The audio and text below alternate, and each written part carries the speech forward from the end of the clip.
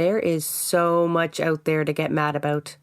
Social injustices, class warfare, continued colonization, the active destruction of our planet by those focused on profits and not people. We can find it overwhelming at times. The good news is there are equally as many, if not more, stories of people coming together and rising up against the forces at play. So the creators of Blueprints of Disruption have added a new weekly segment, Rabble Rants, where we will unpack the stories that have us most riled up, share calls to action, and most importantly, celebrate resistance.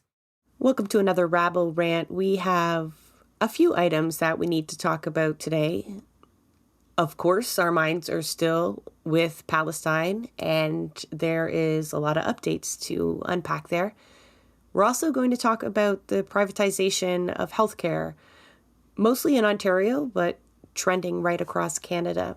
And then we're going to talk about the vulnerability of students, the cost of living that affects them, the high tuition rates, unpaid internships. There's a lot there that really lends to the rates of poverty that students experience. And Santiago has a few stories to share with us there. Before we get into some important updates in terms of the siege on Gaza, we were trying to decide what we were going to talk about, and it's hard.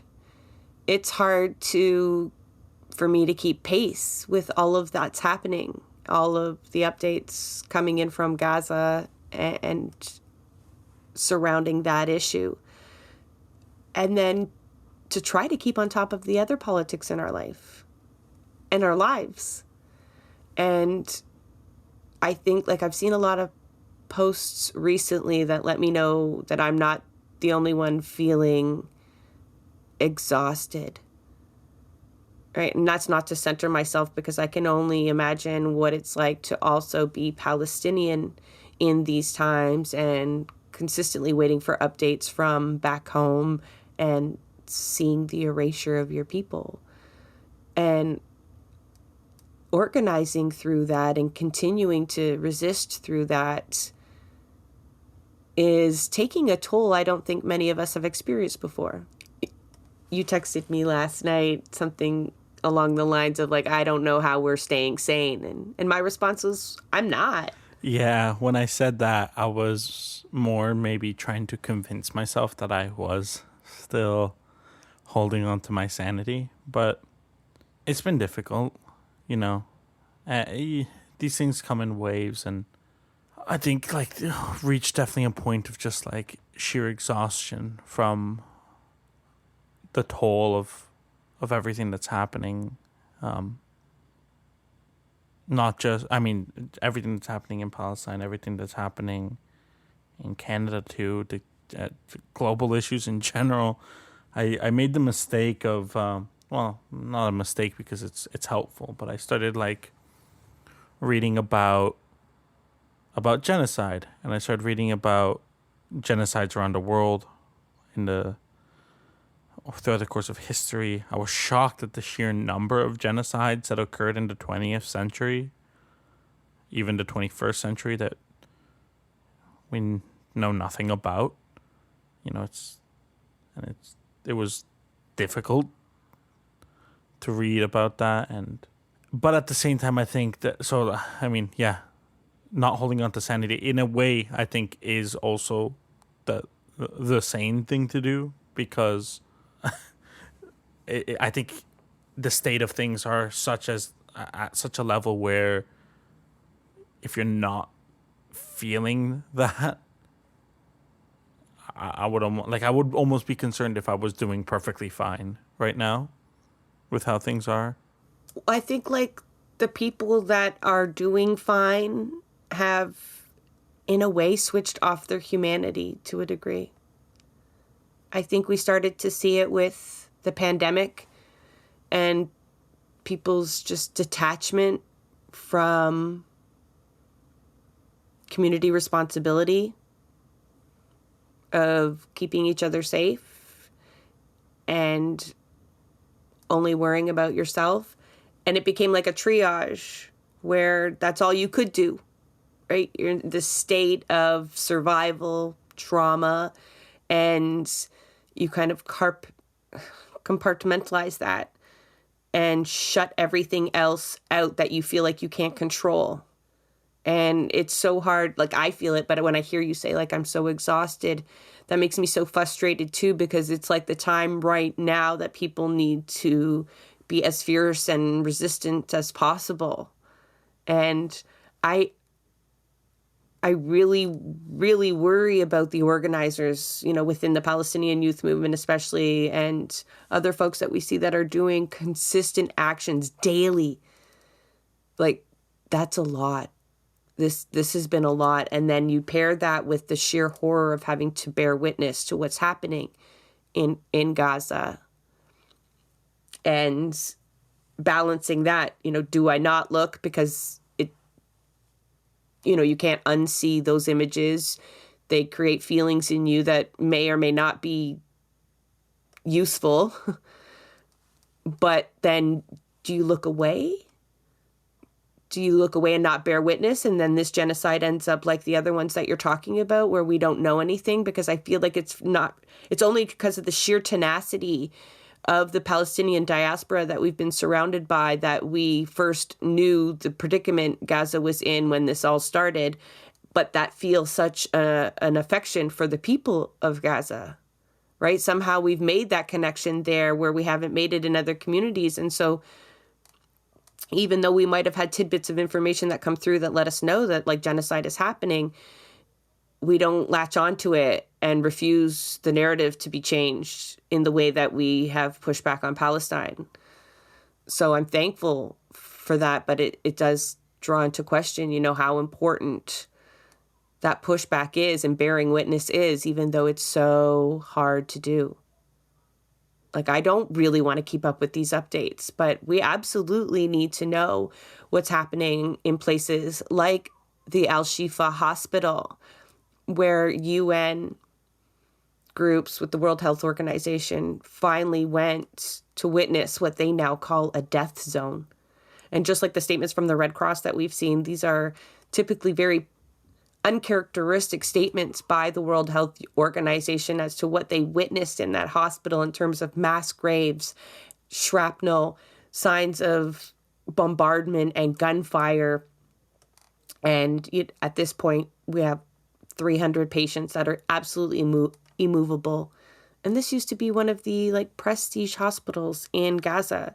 It had incredible infrastructure in terms of healthcare capacity, and it's essentially just an empty building, half destroyed, with 25 staff left in it. So now you're down to one healthcare facility in the south of Gaza, where they've told people to evacuate from there now. So the Hamas headquarters that they were expecting to find at Al-Shifa Hospital, did you see the photos, Santiago? What photos? Well, I think the caption was countless arms, and you could quite count them. There was about 14 automatic weapons, the clips that go with them. My terminology for weaponry is awful. Okay, so there's not even as many clips as there are weapons. So there was also WD-40 laid out on the table. Like, they tried as hard as possible to make this look like some sort of control center. And one thing that I don't get, so now apparently that headquarters didn't materialize. And so now they say it's actually underneath another hospital. I can't even, it's like The Onion writes this stuff. So it's under a hospital in the south of Gaza now. But they're trying to tell us after 75 fucking years of occupation, the resources that their intelligence services have and that the IDF has, they don't know exactly where Hamas is within Palestine. I find this very hard to believe, considering what the capacity and the aid that they get from the U.S. Special Forces is, not to mention their own special forces. So did you see the BBC's? They did a segment talking about this exactly this, right? And essentially they were saying, that the BBC sent in their own teams, and they were starting to, like, they were essentially saying, like, all of these claims made by Israel were not able to verify. Like, they were starting to have some pushback from the BBC about the validity of the claims being made. And, you mentioned, Israeli intelligence. I mean, do people have any idea what the Mossad is? Like, we're talking about what is considered to be one of the most sophisticated intelligence agencies in the world. That they sell their technology to other parts of the world. They collaborate with other world intelligence agencies. Like, supposedly they're the best of the best, right? And you're telling me that they don't know? They're getting this wrong? I mean, what happened to that video they released of all the tunnels and everything? Like, are people under the impression that if that wasn't it, like, if that was there, it would be everywhere? We would be seeing it everywhere. It would be plastered all over social media. Like, I have no doubt that Hamas has tunnels and that Palestinian resistance movements utilize tunnels. They have a finite amount of space in Gaza, and it's the most densely populated area around. So they're going to use any means necessary to create more space. And we know even the Israeli army helped build underground capacity underneath that hospital. So, of course, they know that there's something there. If Israel is flattening neighborhoods, the most logical thing would be to go underground. It's not exactly... That's a great point. They fucking demonize these tunnels that they talk about, but yet every Israeli household has to have a bomb shelter. Now, do you think all of a sudden Gazans are going to be able to afford bomb shelters, or do they just don't fucking deserve them? No, right? So it's like tunnels, real nefarious kind of undertones, yet a safe room in every Israeli house is perfectly normal. It's the deep... There's some imagery here, like there's some symbolism to the way that they portray it, like there's... So many. It comes back to dehumanization, right? Like this caricature of, like, the rat or the mole or, like, underground creatures, like you feel that in how they're depicting this, that they're like those who seek shelter underground are not human. That's kind of in the subtext of this. I think, like, some people wonder why, though. Like, why then bomb hospitals, right? Why would a state do that? Like, it's such an evil thing to do. And I think another scene that we witnessed this week helps tell that story, even though we've already talked about how this is essentially just a land grab. It's an annexation. We've seen them raise flags over top of these destroyed hospitals. They've been using bulldozers to carve the Star of David in a park that used to be for children. This is colonialism happening in front of our eyes. But when you see them capture a government building and then days later demolish it, it becomes clear that they are trying to make Gaza unlivable. So even if they were forced to allow people to return, which we know they won't, they've never gone back to the borders after the wars. It's always been land grabs. But even if they did, there would be no ability to live there. The health infrastructure has been destroyed. The water infrastructure has been destroyed. The government infrastructure has been destroyed. And they've delegitimized, in the eyes of the world, Hamas, who, although the election has not been for a very long time, were the only political representation in town. And so by destroying all of this, they are essentially...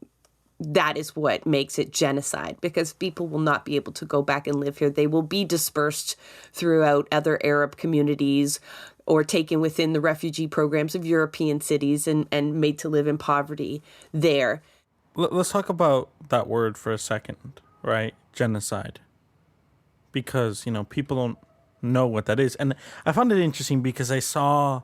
there was a debate. I've been watching entirely too much Piers Morgan. It's kind of almost like an anthropological experiment at this point, but the stuff you see on too much. I've been watching too much of it, just to kind of get a feel for, like, the narratives, right? And I saw there's this one American rabbi who kind of, like, was asking this guy he was debating. I forget if he was Palestinian. I know he was Muslim, but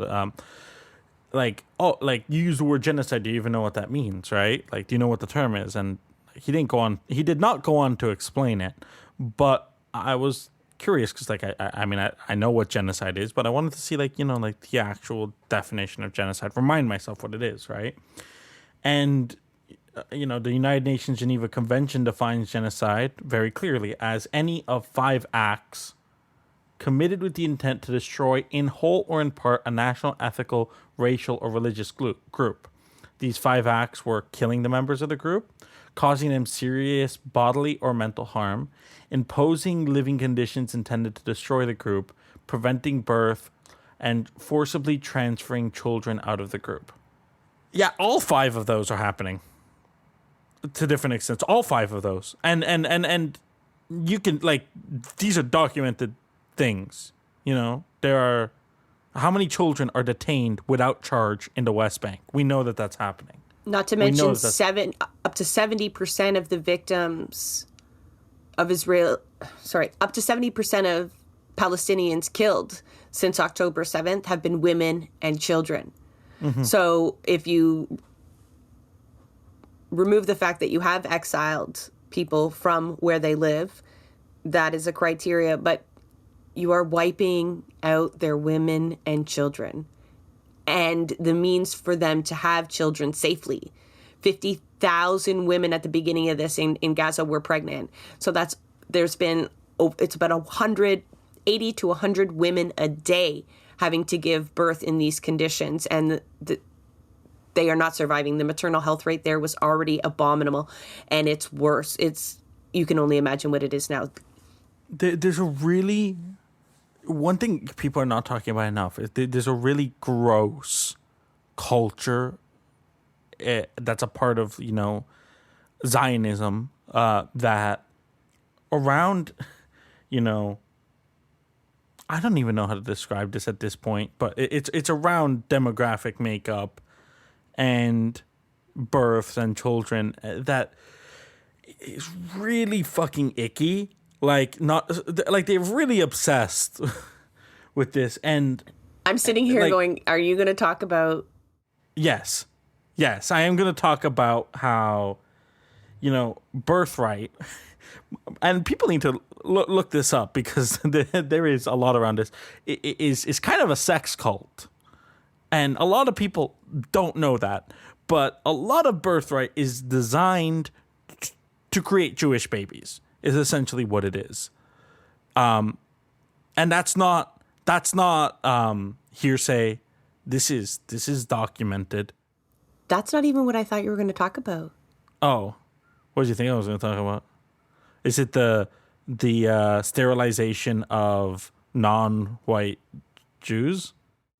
No, this just keeps getting worse. It's about the fact that Israel actually tweeted out a story. Oh yeah.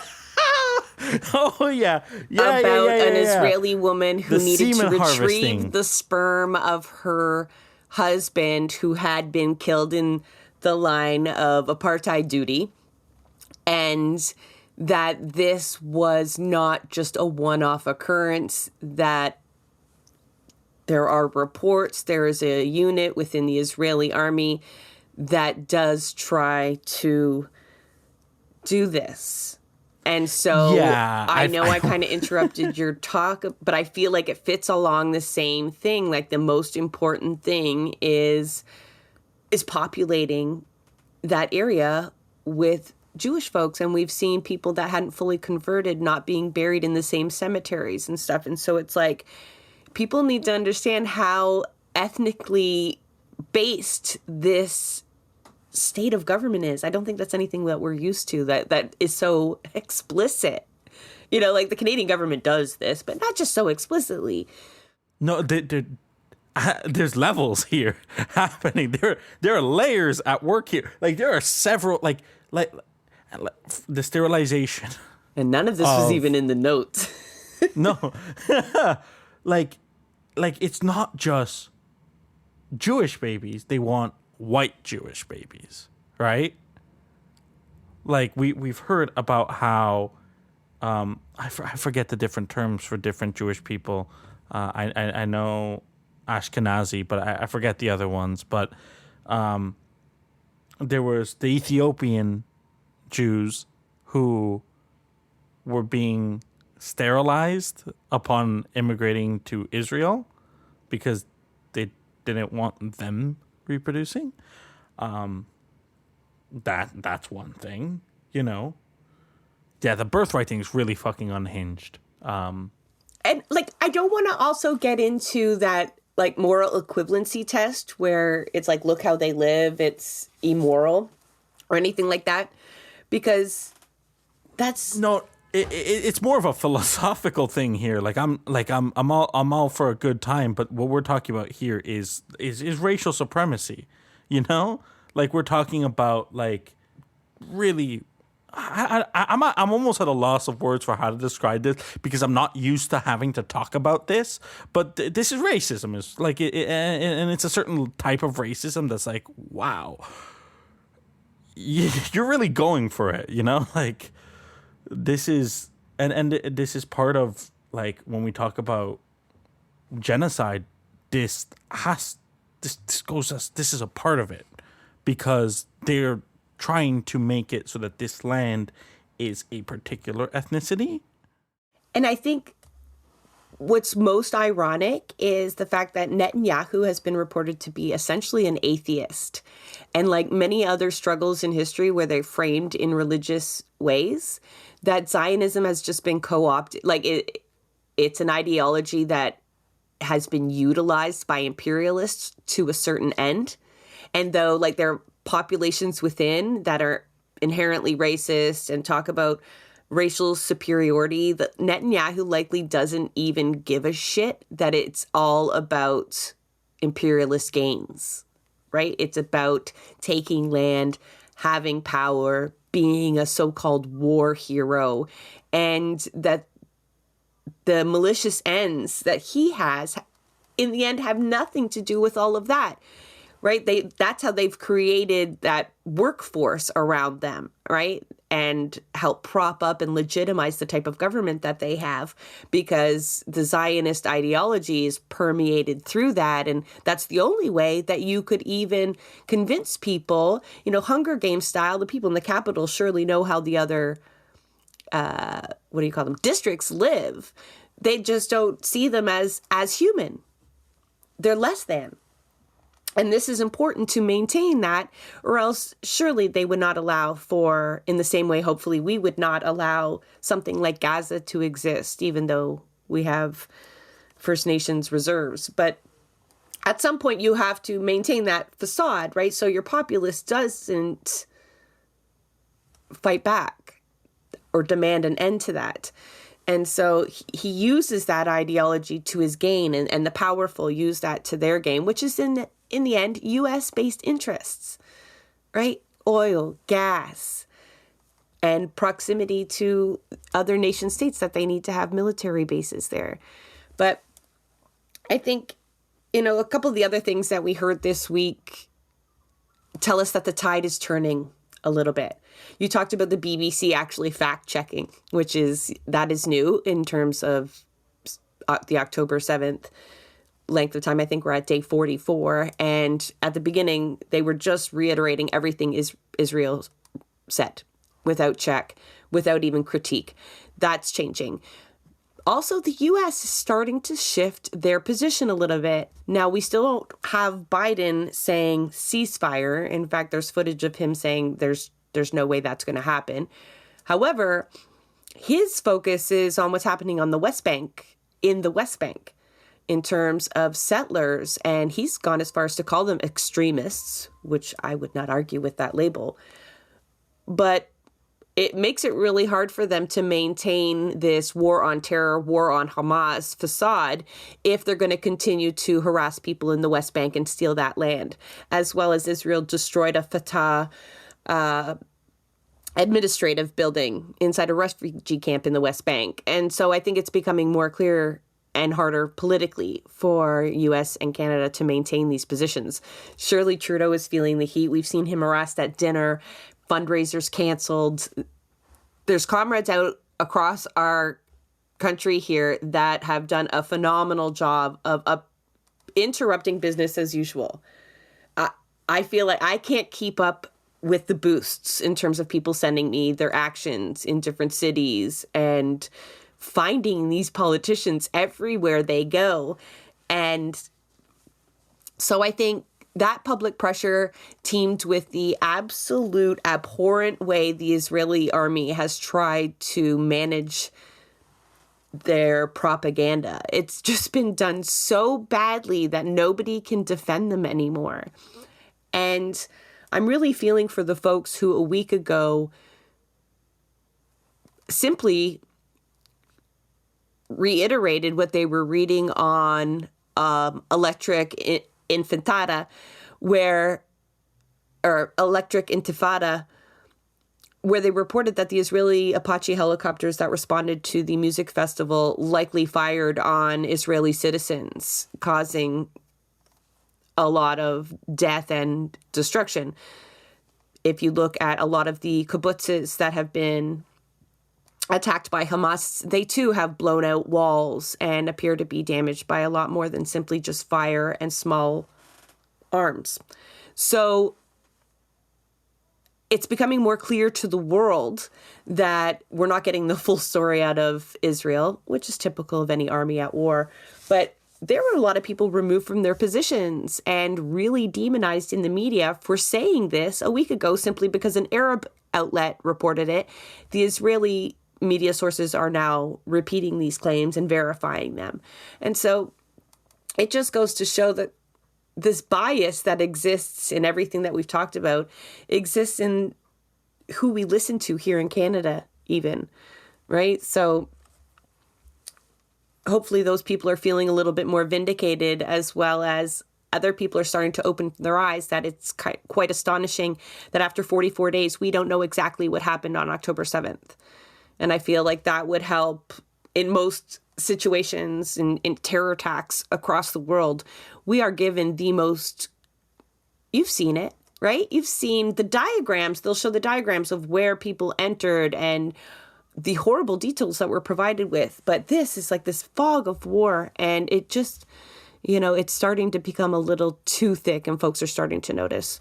So, side note, we interrupt the broadcast to announce that I might have COVID. I'm starting to feel a tickle in the back of my throat as I'm recording this. So as we're doing this, I'm going to do a COVID test because I have them in front of me and I kind of want to know. But I'm not sure when we'll have a full picture of what happened on October the 7th. For me, my thing is, when I look at this, and it's very similar to, when we have conversations about 9/11 and other similarly polarizing events where it's like, to a certain extent, that's not what's important, is what happened. And I say that like, either way, whether or not it was, Hamas carried all of them and they and they committed multiple war crimes and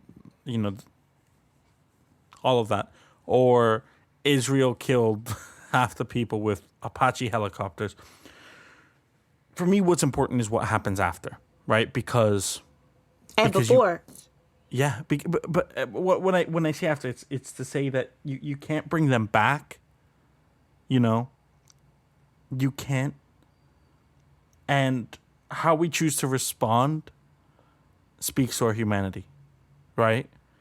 And so, same thing with 9/11. People wanted revenge, and then Afghanistan was invaded for 20 years for nothing. There was nothing, barely anything came out of that, right? There was the war in Iraq, which had nothing to do with it. But the sentiments around 9/11 were used to justify the war in Iraq. And the region has not recovered. Was that like... Does horrible... Like, do we live in an eye for an eye society? Or do we try and rise above and try and say something horrible happened here? How do we stop this from happening again?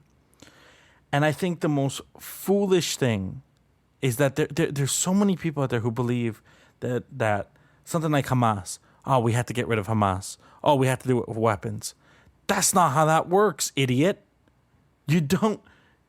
Hamas is not like Hamas. Yeah, there's people in Hamas, yes, and you can go and kill all of them.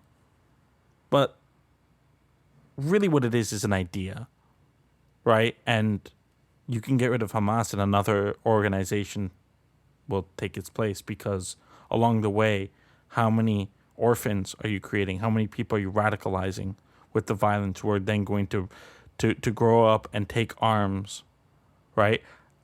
Because I got to be honest, if looking around at my life, if my family was killed, if all of my friends were killed and I was still alive, can I say that for certain that I'm not going to rise up in arms? No, I can't say that. And I don't think anybody can say that, right? Cycles of violence, we've seen it everywhere in different examples, in different forms. But cycles of violence is what happens when you meet violence with more violence. The idea that Hamas is something that can be defeated with violence is foolish.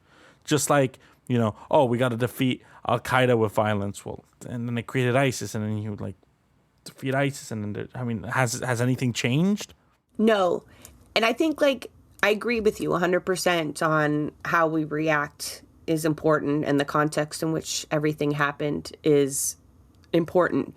But also uncovering exactly what happened on October 7th does have value to me for a few reasons. One, part of what Hamas did and why they did it, if we're following the patterns of other resistance movements, was to expose Israel for what it is. And that may sound so heinous because in the end it's acknowledging that they knew what the repercussions would be. But also it's important to show that illegitimate state for its callousness to civilian life.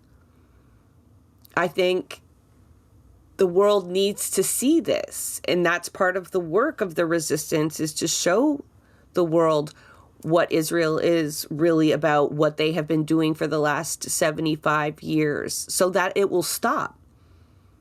So it's not so much about lessening the crimes you could possibly charge Hamas operatives, leaders with, but to demonstrate just how this state responds and their callousness even towards their own civilians is demonstrated by the fact that they don't care that they might be bombing hostages as they do that, but also how they responded on October 7th. That indeed it was always about just instigating this, which feels like a final siege of Gaza. Before we go on to our other topics, though, I want to go back to the point of retaining one's humanity.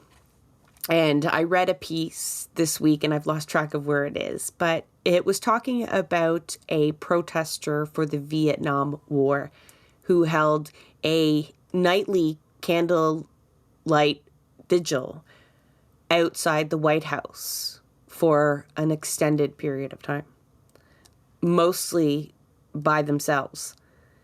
And when interviewed and asked about the effectiveness of a one-person protest, one candle in the night, their response wasn't that, yes, I think, people will see me and be inspired and do the same, or a politician will feel so bad that they will change their mind. They were doing it to retain their own humanity. They were doing it so that the times around them wouldn't change them, that they would not become complacent in the violence that they were seeing, that they would resist in whatever form or capacity that they had in that moment.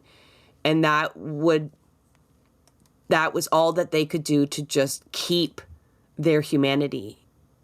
You know, I imagine they use that time to feel and reflect and not just shut it away and forget about it because it hurts too much, right? So that drew inspiration, like even for small acts of resistance, how sometimes it might just be to preserve your own sanity, your own sense of fight and responsibility. And sometimes if that's all you can do, that's what you got to do. I remember I heard about the same thing, and it definitely it spoke to me. And you know, that feeling of standing alone, I can relate to that at times, because it can feel like that sometimes, even when we're not alone. It can feel like that in our day to day, as when we're not, you know, protesting, when we're not online, but you know, just like existing, school, work, whatever it is, and I'm thinking about these things, and it feels like how are we expected to just act like everything's normal when it's not, and trying to remember, you know, our humanity through it all. I've been thinking about that a lot, and we're in a world that's designed to make us forget that, you know. It becomes very difficult, though, too, right? It becomes a lot of burdens to carry at once, and there is a huge emotional, even physical toll on bearing witness and carrying other people's stories and fighting back constantly. So to anyone out there that's just feeling extra irritable, super sad, unable to sleep very well, I'm sorry, you know, but that is a sign that you're still human, and you're definitely not alone feeling that way. You know what I envy sometimes? I look at my cat and I just think he doesn't have any concept of geopolitical conflict or nation states or capitalism, or he's just lounging, chilling, and I envy it sometimes. But then it's like, but at the same time, there's a fight to be had, and I'd rather be here fighting it than not. It seems hard to do, but we're going to refocus back to Ontario politics, Canadian politics here. There are still things that are happening that will also make a huge impact on us. And surely there are things that politicians are doing right now that we can't let them get away with. So we're going to touch base on a couple of things this week. First off, I'm hoping a lot of you have heard the CBC breaking, and other folks have been talking about a certain clinic, the Don Mills Surgical Unit here in Ontario, where they provide surgery. It's a privately run clinic, for-profit clinic, that provides OHIP users with surgeries. So this is not somewhere where you're expected to pull out your debit card. So Doug Ford can still get away with saying you're not paying with your credit card. However, the Ontario government is paying them over twice the rates that they're paying hospitals to do the exact same service. Now, they're not hiding this. When you ask them about it, they acknowledge it. They'll even tell you they're doing everything they can to address waitlist times. They call them premiums. They're paying these folks premiums to incentivize the clinics to perform surgeries like cataract surgeries, hip and knee replacements, things that have a long wait list here in Ontario because of underfunding. Now, just so folks know, our hospitals don't lack the infrastructure or room to perform these surgeries. They simply don't have the staff. We know about the nursing shortage and the doctor shortage, and we know that that is directly tied to private clinics popping up, as well as the fact that we don't treat our nurses well, we don't pay them enough money, and we make their jobs as hard as possible because of underfunding in the system. And so they're walking away from the job at record rates or going to more private enterprises like staffing agencies where they'll get paid even more to do the same job as a visiting nurse, as a traveling nurse. These incentives, though, what they're doing is by paying for twice the rate for these surgeries is they're paying for these clinics to, one, make a enviable profit so that they can even want to be in this kind of business, right? Because private companies want to make as much money as possible. If it's not profitable, they won't do it. There's no doubting that. But again, that's why we have our healthcare under the private structure. They're also paying for these folks to actually, they're upstart costs. So if you didn't perform cataract surgeries before, there's room, there's equipment. So they gave them $250,000 just to this clinic alone for that kind of stuff that a hospital already has, that we've already paid for out of public funds. And this fee that we're talking about doesn't even include what the surgeon actually gets paid, because that surgeon gets to bill OHIP as well at the same rate. But the clinic that they're working for is making twice the money. We have to remember our hospitals are already run by private companies. So when we've created now a more profitable model, we are going to start to see a real shift. Not that we haven't seen that shift before, but it is going to be more pronounced now with the emergence of more and more private clinics in Ontario. This is something Doug Ford promised to do back in January, where he had this 3-step plan on how to basically open up. He says it's to reduce wait times again, but it's essentially to just make it more profitable and easier for these clinics to show up. I wish folks looked at healthcare providers, private healthcare providers, in the same way they looked at developers, because then they'd really see the almost criminal element, the real corrupt element in all of this. Because I don't know if anyone remembers a certain MPP, Christine Elliott, Newmarket, Aurora. She's just south of me, so we've tussled.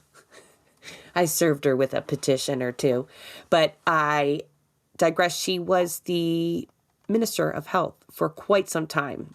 The worst times,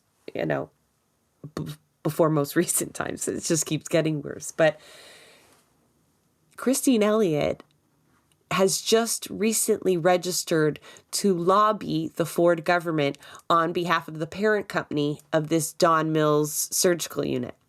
So, this isn't their only surgical unit. This is one of the biggest companies in terms of private clinics in Canada. And now, yes, the former health minister of Ontario is getting paid top dollar by them to lobby her old friends in Ford Nation to allow them to open more clinics. And it's fucking working. I know she just registered a week ago, but don't tell me you haven't been talking to them, Christine. Don't even try that.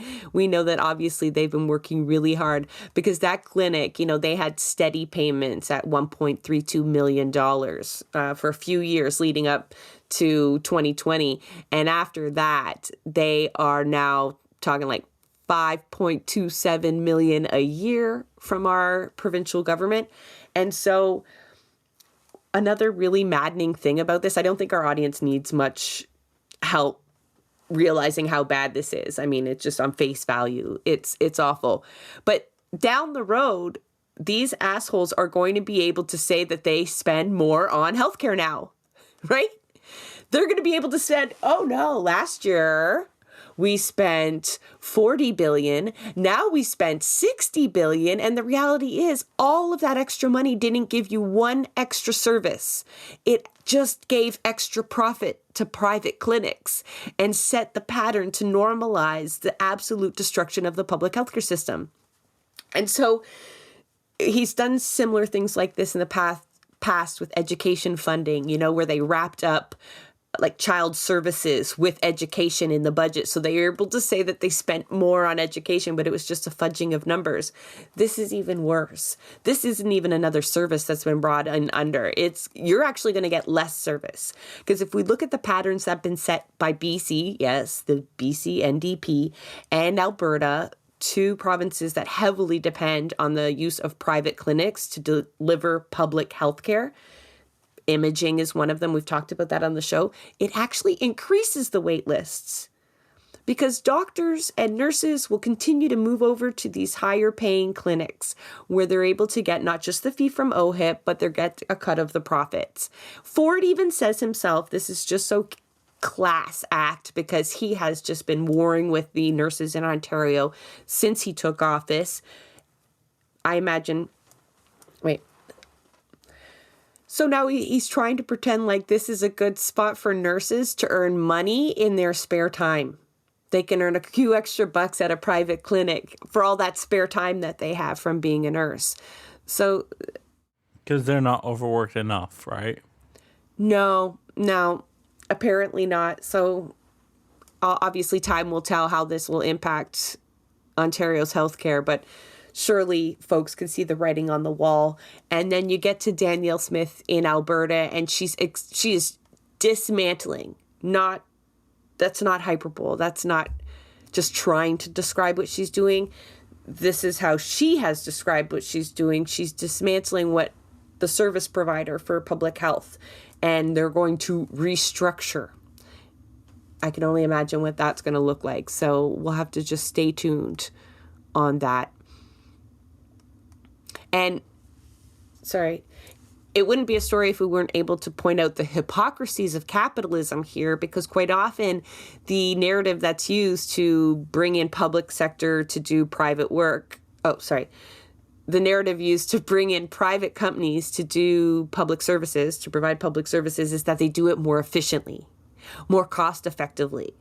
Now, you surely can't make this argument if you're forced to pay them double what you pay the public sector. So that just lays that argument bare that the private sector is not what it's cut out to be. No, it's not. And it's really exposing again, and I was kind of reminded of this when I was thinking about, the state of our essential goods and services, about how dominated it is by private industry right now, and how completely unfunctional. I don't even know. I don't have an adjective for this. Just what a fucking mess all of our essential goods and services are right now. And it's like, it's a few years ago, people would find ways to still kind of, believe in some sort of Canadian dream or something, but everyone at this point is feeling it in every single way, right? Students, because especially. Because we can't catch a fucking break, Like our healthcare system, something that we were so proud of, is being eroded in front of our very eyes, and their aim is to make it like the U.S., where what's the number one cause of bankruptcy? Medical debt, right? Where people, I remember I saw this video the other day where, a cyclist, fell off their bicycle in the middle of the road, and an ambulance was right there, and immediately picked them up, and all the comments were like, "Oh, well, that's one way to go broke." And all the Europeans in the comment were so confused. They're like, "What are you talking about? Ambulances are free." And it was, like a real cultural They're contrast. not even free in Ontario. You'll be billed for an ambulance ride here in Ontario. Yeah, and that's the thing, right? Is okay, healthcare disaster. Our education system falling apart, and I'll get into that. We pay the highest prices for internet. We pay the highest prices for telephones. Our public transit systems are a fucking embarrassment. What am I missing here? There's so many levels to this. Food. Food.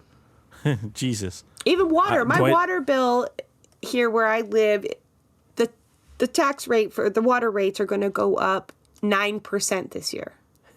for water. There you go. And how many, and like, I mean, we have water in Southern Ontario, but you know who doesn't have water? A lot of people in Northern Ontario. A lot of people across the country, especially a lot of Indigenous communities who have been waiting decades to have safe drinking water, right? So there you go. Our water's a mess. Food, yeah. I still remember those episodes we did a couple months ago on agriculture, and I have not emotionally recovered from those episodes in the slightest, because it's like every single thing to do with the production and consumption of our food is a complete disaster. And the new reports coming out about food bank usage are deeply depressing. So it's like, okay, everything is a mess. And everyone wants to point fingers. Oh, it's Trudeau's fault. Oh, it's Ford's fault. It's like, this is the system. This is all of their fault. It's everyone's fault. Everyone who had a part in this. And they keep doing this. And it comes back to, you know, like, just a reminder, supply and demand is the biggest fucking scam in the history of economics, because it doesn't fucking apply to essential goods and services. It doesn't. So you want to think the market's going to fix this? Like, if anyone ever tells you, oh, it's just supply and demand, please expose the fuck out of that argument, because it does not work when someone needs something. Because if you need it, if it's essential, then whatever's charged, you have to find a way to pay it, right? Yeah, the theory is that if someone prices something too high, the market will not buy it, it will be too expensive, or they won't sell enough of it and force the price down. So Santiago's point is, yeah, we're not going to stop buying water. We can't stop buying food. I forgot housing.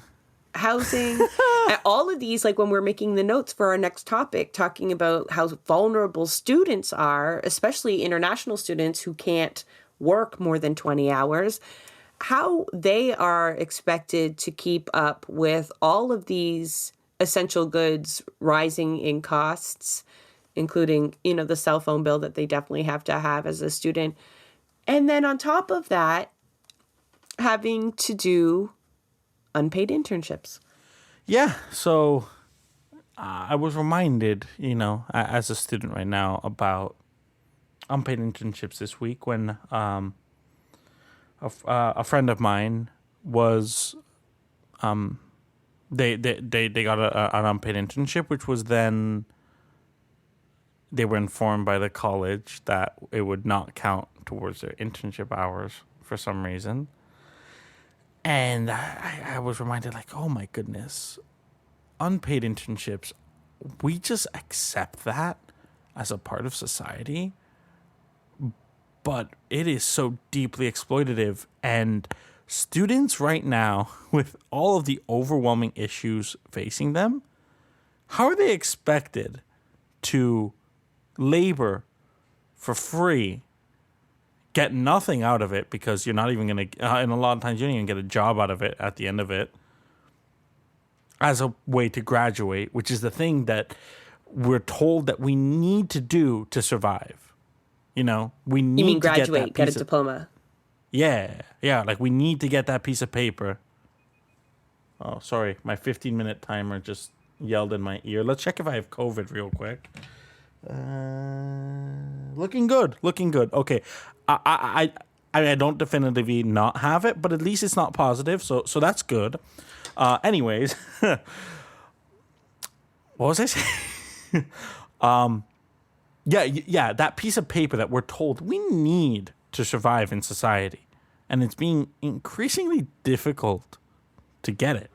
See, I didn't have to do an internship for my diploma, but you were giving me quite a few examples, and it's 400 hours? That's 10 weeks of unpaid work.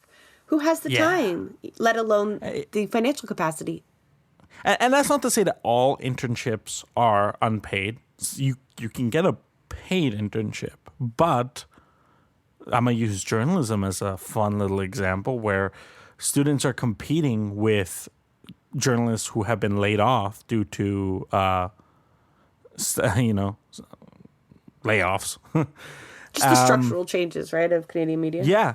So they're competing with people with industry experience for these internships. So those paid internships, no way they're getting them. No one's getting those paid internships. Those unpaid internships, what happens when you only have $10 in your bank account? You know? And that's not like, I know so many people who are like, look at my bank account, and it's literally like $10, you know? And I was hearing about students at Humber who were fainting from malnutrition because they can't afford to eat, right? So we have to, like, being a student right now, I have to paint this picture because it's so deeply depressing to be a student right now. And I kind of had a reality check on this because I operate under the assumption that, you know, we're all fucked and that I'm going to have no opportunities and be pretty poor and, you know, made my peace with that to a certain extent. But, you know, for a lot of young people here, you know, they're being told, go get your degree, get your piece of paper, you'll get a job out of it, and you'll be able to live your life, you know? And what they're facing right now, rent is higher than ever before, right? These food prices are squeezing students. International students who have I think it's on pause right now, but who usually have a limitation on the amount of hours that they're allowed to work per week, are barely able to make enough money to keep up with these things, right? I mean, for as long, like, it's been decades since, you know, there's been like the image of the ramen eating college student, right? Because students have always been broke. Now, ramen packs cost like $3-4 now. You know, gotta get the 5-pack at Walmart. Yeah, but like, that's a major financial decision for me at this point in time. Like, it's an investment, Santiago. It's an investment. Yeah. I had to check if I can afford instant ramen nowadays. You know, so it's a situation, and I'm seeing it affect students, especially when they get to their last year. And they're looking around and they're like, oh, I'm fucked. Because they're not getting those internships they need. And, you know, I've been in 3 programs at college now. And I talk to people in a lot of other programs. How many people aren't even there by the time you're in your final year? How many people have dropped out? Because it's like 70% in my program. You know, I remember when I was in Humber Music, I was one of 8 trumpet players, and when I dropped out, I was the last one left. You know, so many people are paying these massive prices, dropping out. So a lot of people don't even get the piece of paper, and then those who make it to the finish line have all of this debt and nothing to show for it, because then they're going into this fucked up world that we're in. We're trying to be entry level right now. Trying to like start your career right now. There is no opportunity for anybody. Even if there is, you know, it's like $18 an hour and they want a master's degree. Yeah. And so and that's another scam, because I know so many students who like they're like, oh, no, there's no jobs for me. I got to go continue my education. One more piece of paper will do it. One more will do it. Graduate certificates, I mean, that like those 1-year programs, those are going up. A lot of people are, you know, and so it hit me because when my friend heard that they denied his internship, he broke down, and just the despair in his voice really impacted me. Because it was true. Like, it's not fair what he's going through, what so many people are going through. It's not fucking fair. And the school doesn't care. We were lied to.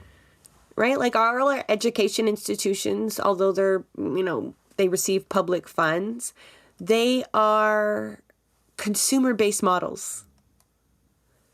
Right? They're not education-based models in that they're not there for your needs and to best prepare you for the world. It's just to make money. It's just to, students are cash cows, especially these international students. And then we don't even have representation. You don't have a right? student union? Because at Humber, not really. We have something, Ignite, which it's supposed to be our student union. It's an event planning committee is how I would describe it. And this is not my words. This is like Have you seen the Have you seen the movie Trotsky? No. God damn it! Are you serious? That's Okay, my answer to you need to 90% remedy of that if times you're when gonna someone be my asks me, friend. have you seen, have you heard? No, I'm serious about this. This is mandatory. Rabble rousers watching. You need to watch it because I will make references to this. But basically, he finds his student union, right? He thinks he's the reincarnation of Trotsky himself. So he is full blast, and he's going into the public school system for the first time, and he finds out they have a student union, and he is stoked, and he goes and he gets there, and they're just smoking cigarettes in a broom closet, planning the school dance, and, you know, I won't give it away. He makes it what it needs to be, but either way, he walks into a student union like you just described. Well, and that's the situation, right? And Humber has like all of these international students who are coming here without a voice, you know, in a very vulnerable position, not knowing people, you know. And so this isn't my opinion that Ignite is a fucking event plan. This is like an open secret. Everyone knows this, you know. Everyone knows. Not all that student Ignite unions are created equal, but yours sounds particularly bad. Yeah, no. Like, I know that, like, other schools actually have student unions. Great for them. We don't, you know? So there's nowhere to turn to at Humber. There's nowhere to turn to. And this story is so common. It's so fucking common. And I don't know how we're expected to do it, you know? Like, Well, you're not. I've considered, you know, leaving before I'm almost at the finish line. So at this point, it's like, oh fuck, I'll finish it, whatever. But like, I don't know how people are expected to do this. And then like the ones who succeed, because there'll be like a few, you know, it's like the colleges almost are like, look at our successful alumni. These are our successful alumni. Anybody can be like our successful alumni. You too can be like that. And it's like, okay, no, we can't. You know, a recent graduate of the journalism program who I was talking to, he was talking about how, you know, he did 2 internships, right, to get all the hours that he needed, those 400 hours. He worked his ass off. He built his portfolio. He was doing everything he needed, you know. And he can't find a full-time job. He's got a part-time job at Humber. But, yeah. But he can't. He said there's just no full-time jobs. And what's he saying is like, oh, you know, in comms, salaries start at $80,000 versus $35,000 for journalism if you can get the job. Right? And can stomach doing public communications. So a lot of people who study journalism are now going and doing comms. And I mean, when we talk about the state of Canadian media, that might be a fucking part of it. You know? All of this work. And what's your salary? $35,000. I know people like who have worked like desk jobs where you do almost nothing all day, with salaries of upwards of $50,000. Journalists are nowadays expected, because they cut all the jobs, right? So journalists nowadays are expected, you got to write the stories, but you also got to be able to film. You got to be able to edit. You got to be able to do TV, radio. You got to be able to lay things out. You got to be able to like do graphic design. You got to be able to, you got to do it all. You got to be able to do it all. And you got to hustle like crazy. And what do you get? $35,000 at the end of it. And people still shit on the trades, which is I don't understand whatsoever. It's that in ideal world, yes, we can go to university, learn critical thought, gain extra skills because we need them in life. But the reality is we also have to be equipped to survive, which means selling our labor. And the trades are an incredible place to do that because most of them are unionized as well. So it's funny that we still gear people towards I'm one to talk. I have a degree in the liberal arts. I felt like I learned a lot from going to university, but I don't think it does anything for my resume, to be perfectly honest. So I almost wish I had gone into the trades. I still would have been politically minded and could have done that kind of work, but people still shit on folks that use their hands to do work or choose not to go to post-secondary school and get into the trades as well. So when we talk about, free education, there's so many more reasons behind that than just simply students not ending up in debt. The mental load that one has to carry in order to maintain this juggling and then to be treated that way, that was probably the worst 4 years of my life. Even though I did enjoy being in university, it was so stressful. I ended up in the hospital with anxiety and just the high pressure stakes that are also involved with like being the top of your class so that you do get the jobs that are available. And it's absolutely incredible. And under today's, political climate and cost of living, it's got to be too much for folks. And yeah. Yeah, I feel that for sure. And I've been here for going on 8 years, because I switched programs. And it's just, I've seen how many people have fallen through the cracks, and it not because they didn't know how to work, not because they didn't want it or weren't trying. I've seen so many times where students are raising issues that fall on deaf ears. I made it my mission to advocate for the students. So last year I spent a lot of time bringing up concerns to our program coordinator, that those concerns fell on deaf ears as well. Nothing changed. And what happened? Those students who were raising those concerns that never got met, they left. And then they don't feel the need to change anything because those students are now gone. So the students who this does work for, who are still around because it works for them, they use that as a way to validate the way that they're doing things. It's a really, really hard time to be a student. And, it's I don't know. It's tough. It's tough. And I really feel for all my fellow students out there, because it's fucking tough. I just want to add a little side note, because you said it a few times, and I know you don't mean it like you say it, but we can't edit it out or else your statements won't make sense. But when we say fall on deaf ears, I just want to acknowledge the little bit of ableism that exists in a lot of our language, because in fact, it's not that they don't hear it. It's that they don't value the voices in it, right? So these are things that I'm learning from helpful disabled advocates that help me unlearn some of the language that they use. But I just thought it could be a learning point for our audience. And I'm not coming down, Santiago, I'm not coming down on you. I just want to it makes it worse, right? It's not just they didn't hear. And that's what deaf means, right? Like the inability to just have sound input. They take that input in and they callously reject it. That's what that term actually means. So I wish we had a better way of saying, they heartlessly ignored it.